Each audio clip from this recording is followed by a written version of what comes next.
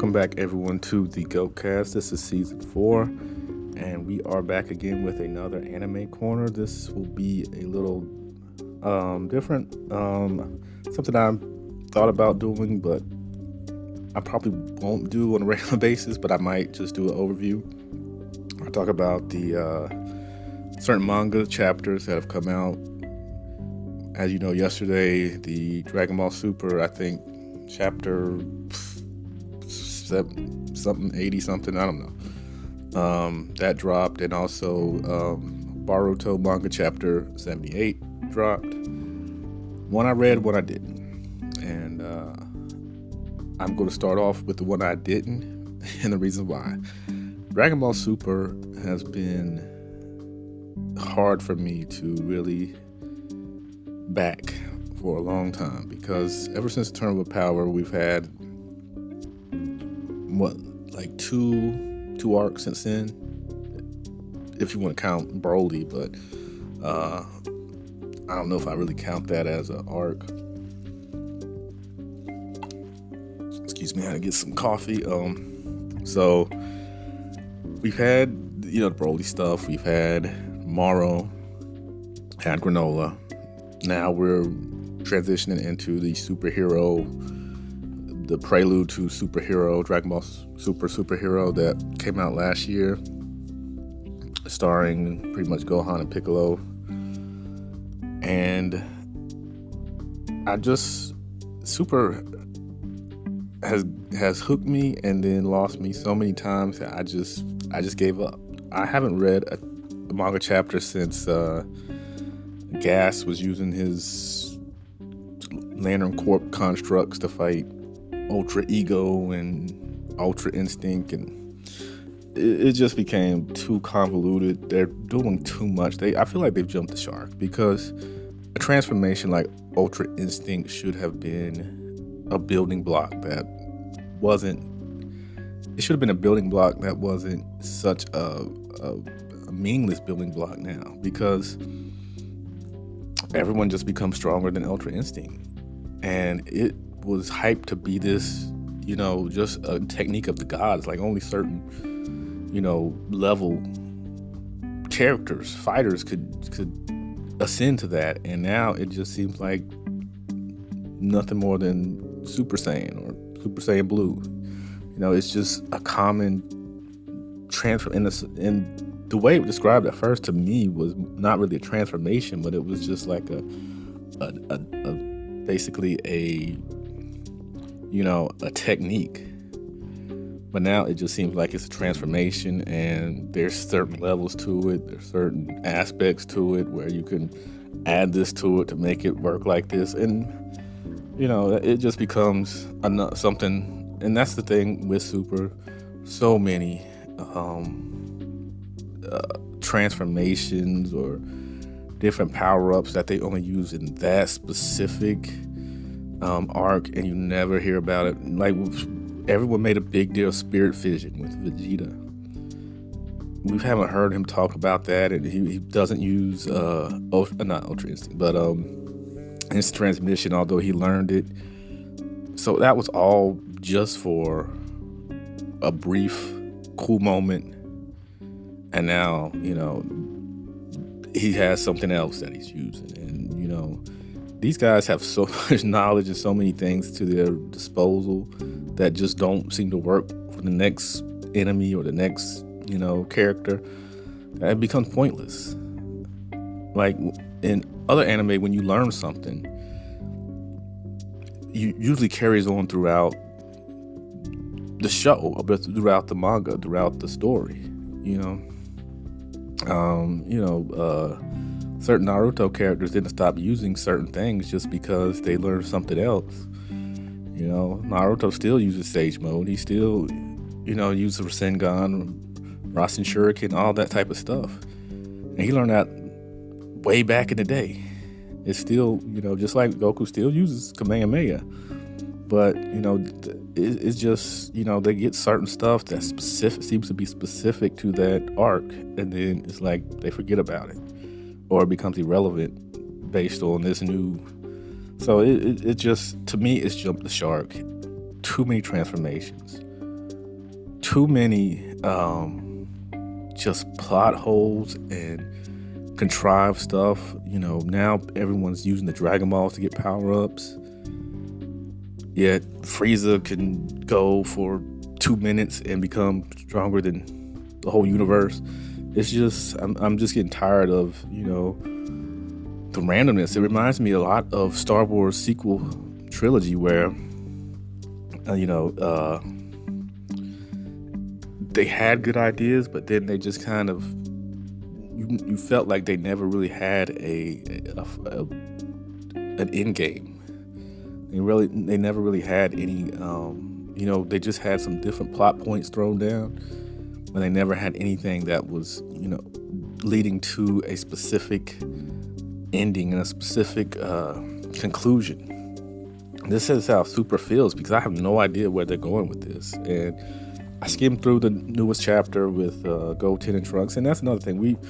I don't mind slice of life stuff, and that's kind of what this prelude has been. Goten and Trunks being superheroes akin to Great Saiyaman, Gohan back in the beginning of the Buu saga with Videl. So I don't mind stuff like that, and it's good.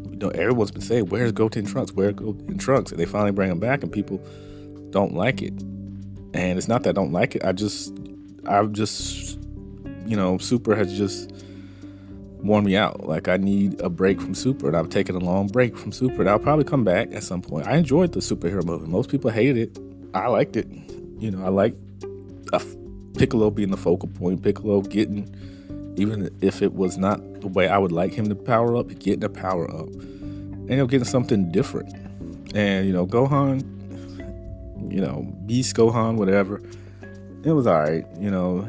They just wanted to bring back that Super Saiyan 2 feel from, the Cell Saga, but I didn't mind that. I'm just glad they're able to be on par with other characters so we can have some diverse fights and diversity as far as, matchups like the old days, but I just can't get into it right now. And hopefully I will probably revisit those chapters in the future and try to catch up and really get back into it. But right now, Super is just, like I said, jumped the shark. I think ever since Ultra Instinct, it's had its opportunities, and I liked how he didn't jump right back into it. In the Morrow, it took him a while. It took him training with mirrors and doing certain things to actually get back to that technique, or to really get that technique where it's usable, which is what has always been a great thing about Dragon Ball, is everything seemed earned, especially in Dragon Ball and even in Z. Everything felt earned, but now it just feels like stuff just happens, or they get it so easily that it's like, well, why don't you just go over here, train for like 2 days, and you'll be able to destroy Beerus or whatever. It's just, that's just how it feels. So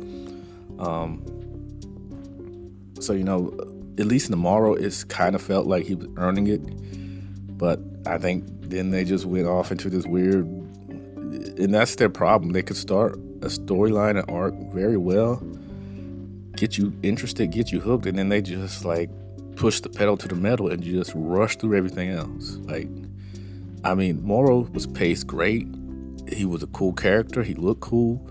But then once they got to Earth with the prisoners and all that, it just went, it just jumped the shark again. It pedaled to the metal, and it lost some of its the good it was doing because it just rushed through it. And then you had the weird Goku Susanoo that he constructed.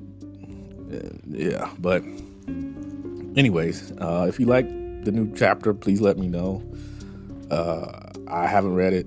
I skimmed through it. It looks like it's Goten and Trunks in school doing some things. So that's cool. That's fun for some, but I just haven't been able to get into it. So that brings me to the chapter that I did read, which is Boruto chapter 78. I think it was called Stupid Idiot or something like that. And I know people give Boruto a bad rap. I did too. When I started watching it, it was, Boruto wasn't likable. And it's because we probably compared him so much to Naruto that he just, and they try to make him different, his personality different,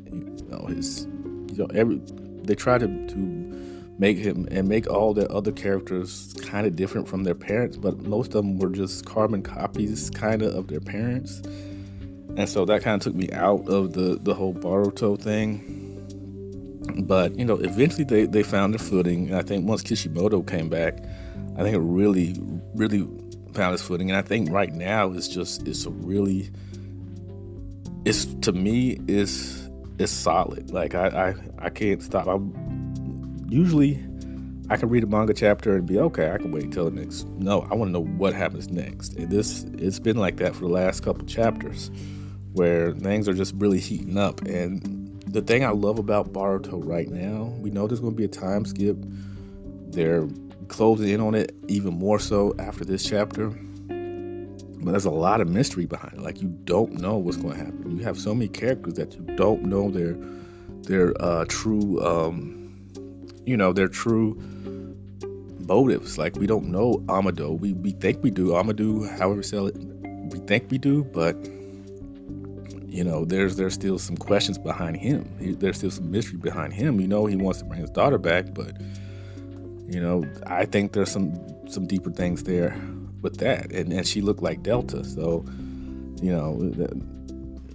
there's some mystery there. Ida and Damon, whatever you call it.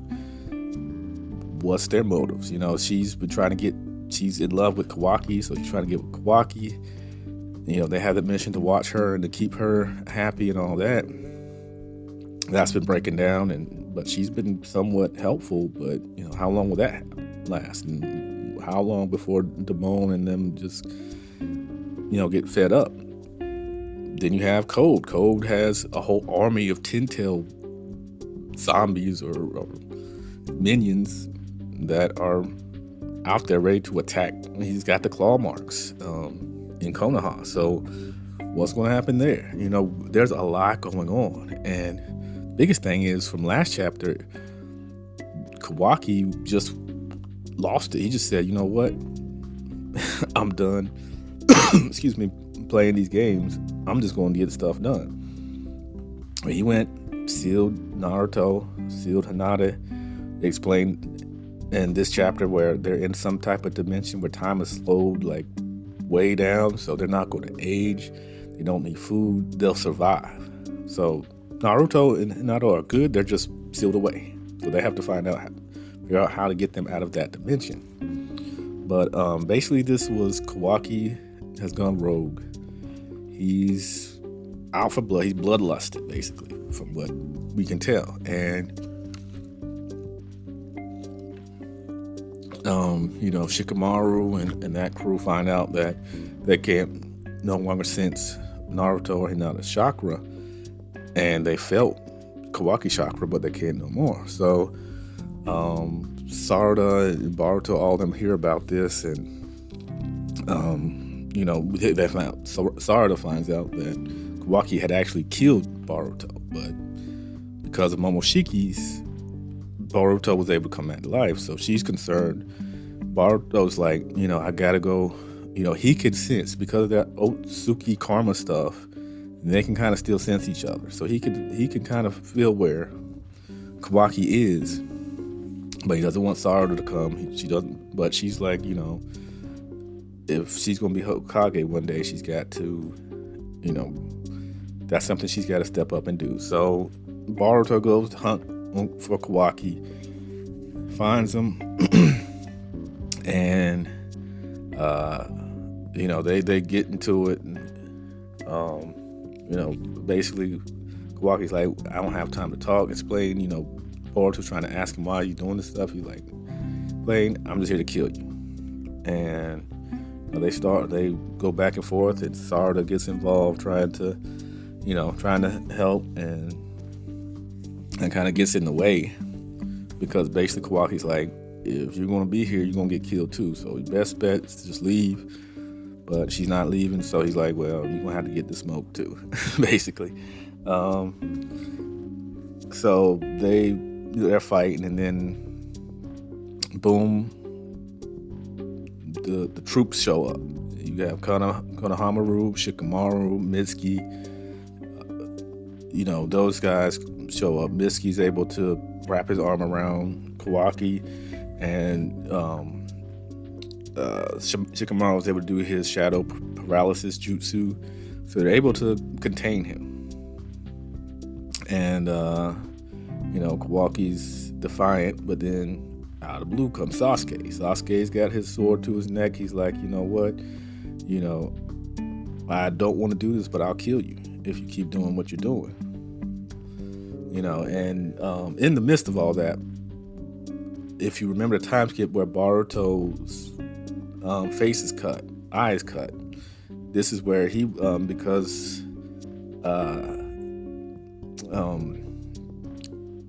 Kawaki was attacking Sarada, and Boruto saved her, he was slashed in the face, and now his eye he's got I forgot what it's called, Jugen or something like that.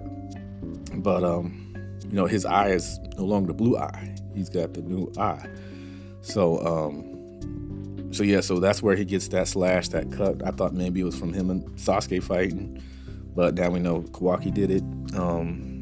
They have him restrained, and Sasuke's there. He's like, stand down, keep doing this, I'm gonna kill you.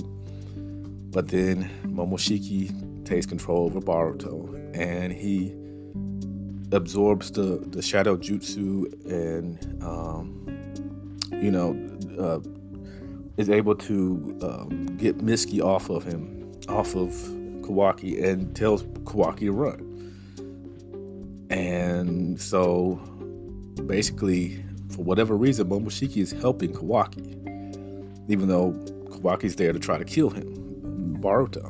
So basically, Momoshiki's talking, and Boruto are able to talk to each other in their mind or whatever, some kind of realm, and he's basically saying that everything's coming to plan and it's about to get deadly. So that's how we end off, and I have no idea what's going to happen. It's getting a sense of where something's going to happen to Sasuke, maybe. The whole Momoshiki wanting to get revenge on Sasuke. We've already seen him slash out his Rinnegan. So it's his mission to finish the job. Obviously, he wants Kawaki alive so that he can sacrifice him for the God Tree, to the Ten Tails, to create the God Tree. So, that's probably one of his motivations. But I do think part of it also is that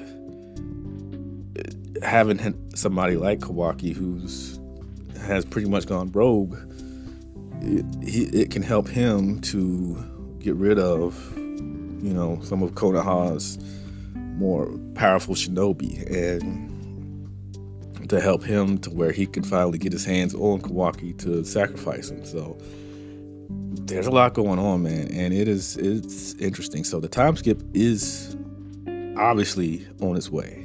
I don't know if we have another 3 chapters, 4 chapters, 5 chapters, maybe 10 chapters, but whatever is going on, it seems like this is setting up for that face-to-face with them, with the destroyed. So you got to think maybe Kobe is going to bring that army of Ten Tails and just lay havoc to Konoha, while while they're kind of in dismay because they have no Hokage. They have an Otsutsuki and Boruto and Momoshiki. They have Kawaki going rogue. So they're kind of in dismay right now. So a lot of chaos is going on. So we got to see how this is going to affect everybody. Is Kakashi going to come get involved? Where's Kashin Koji? Where has he been? He just, ever since the Jigen stuff, he has been completely gone from the story. So who knows? But I thought it was a great chapter. I'll give it a 8.5 out of 10. It wasn't perfect, but it really laid the foundation of some exciting stuff to come. We saw a small showdown between Kawaki and Boruto with Sarada, and we saw the showdown with Sasuke and Kawaki. So, and we saw, basically Borushiki, take over, and what's I'm sure he's going to tell his motives, and what's that mean for other characters? Is he going to go after Sasuke? Is that it's interesting, because now could that drive a wedge between Sarada and Boruto if he kills her dad? Will that awaken her Mangekyo? There's a lot. So if you're a Boruto fan, definitely a chapter worth reading. And like I said, there's lots of intrigue going forward. Can't wait till next month's chapter. And I think, once we get into that time skip, I'm hoping that everything just moves at a pace that is really intriguing. I hope we find more out about Amado, Ida, Damone. Maybe we can get some more Kashin Koji. Maybe we'll get the Code fight. Code will come in and do what he has to do. Obviously, I guess Naruto and Hinata don't get out before the time skip, because Kawaki said, I'm gonna send you where I sent the 7th. So is that to that dimension? Does Naruto come back and get killed? There's a lot of intrigue right now. So if I'm you, check out Boruto chapter 78. Great chapter. If you don't know where to read it, go to Viz. It's free. They have the last 3 chapters for free every month, so check that out. If you're into Dragon Ball Super, check that out as well. Like I said, can't remember the chapter number, but it's whatever's the last number. And it's right now, it's a prelude to Superhero, the movie. I guess they're going to do a retelling of Superhero in the manga, so this is preparing for that. So anyways, that will conclude today's Anime Corner. I will be back with hopefully some NBA talk. All-Star Weekend has been a hot topic because it was not the greatest, but I might give my 2 cents on that. And big signing for the Clippers. Russell Westbrook is now a Clipper. Kevin Love is a part of the Miami Heat. So things are getting really interested in the NBA, and this last few 20-something games are going to be big, and we should see some, who's going to rise and who's going to kind of, start tanking and start moving towards the bottom. So it should be exciting. But thank you guys. I'll leave my information down in the description. If you have any inquiries, anything, just hit me up. All that information will be down there. And just stay tuned for some more GOATcast Season 4. Thank you.